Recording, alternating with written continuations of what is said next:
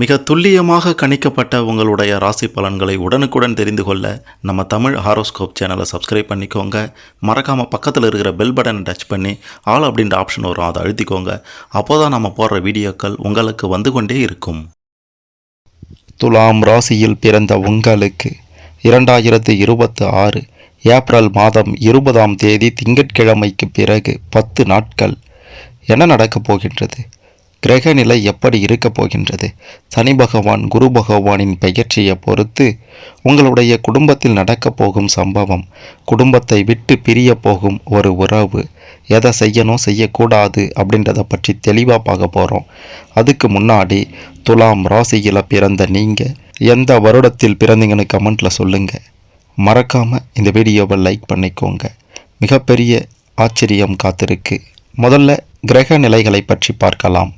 சுகஸ்தானத்தில் சந்திரன் பகவானும், பஞ்சமஸ்தானத்தில் புதன் ராகு செவ்வாய் பகவானும், ரண ருண ரோகஸ்தானத்தில் சுக்கிரன் பகவானும், சூரியன் சனி பகவானும், பாக்கியஸ்தானத்தில் குரு பகவானும், லாபஸ்தானத்தில் கேது பகவான் என கிரக நிலைகள் அமைந்திருக்கின்றது.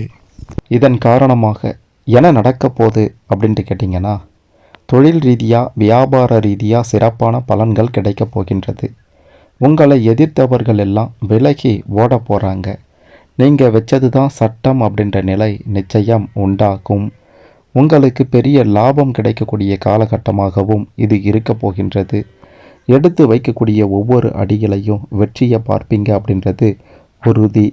வேலை செய்கிற இடத்துல பதவி உயர்வு, சம்பள உயர்வு தொடர்பான செய்திகள் உங்களை வந்து சேரப்போகின்றது. அடுத்து குடும்ப ரீதியாக பார்க்கும்போது குடும்பத்தில் தாய் தந்தை வகையில் நல்லது நடக்கப் போகின்றது. அவங்களால லாபம் உண்டாக போகின்றது. சகோதர சகோதரிகள் பக்க பலமாக இருக்க போகிறாங்க. இதுவரைக்கும் தடைபட்டு இருந்த காரியங்கள் எல்லாம் தடைகள் நீங்கி நல்லபடியாக நடந்து முடிய போகின்றது. கணவன் மனைவி இடையே இருந்து வந்த பிரச்சனைகள் எல்லாம் அடியோடு விலகப் போகின்றது. நிச்சயமாக நல்லது நடக்கக்கூடிய காலகட்டம் இது அப்படின்றத மறுத்திட முடியாது. உடல் ஆரோக்கியத்தில் பெருசாக பாதிப்புகள் இருக்காது. நல்லது தான், அதாவது நல்லபடியான உடல் ஆரோக்கியம்தான் இருக்கும். வண்டி வாகனங்களில் செல்லும்போது, இரவு நேர பயணங்களில் செல்லும்போது இந்த 10 நாட்கள் மிக மிக கவனமாக இருக்க வேண்டியது அவசியம். இன்னொரு முக்கியமான விஷயம் என்ன அப்படின்ட்டு பார்த்தீங்கன்னா, குடும்பத்தை விட்டு உறவுகள் பிரிய வாய்ப்புகள் இருக்கின்றது. அதாவது தந்தை வழி உறவினர்கள், அதன் பிறகு மனைவி வழி உறவினர்கள், இவங்க கிட்ட ரொம்ப ரொம்ப கவனமாக இருக்க வேண்டியது ரொம்ப அவசியம். ஆகையால் செய்யக்கூடிய செயலும் பேசக்கூடிய வார்த்தையும் இந்த நபர்கள்கிட்ட கொஞ்சம் எச்சரிக்கையோடு தான் இருக்கணும். இல்லைனா பிரிவு நிச்சயம் உண்டாகும். மற்றபடி ஏற்றமான முன்னேற்றமான காலகட்டம் இது.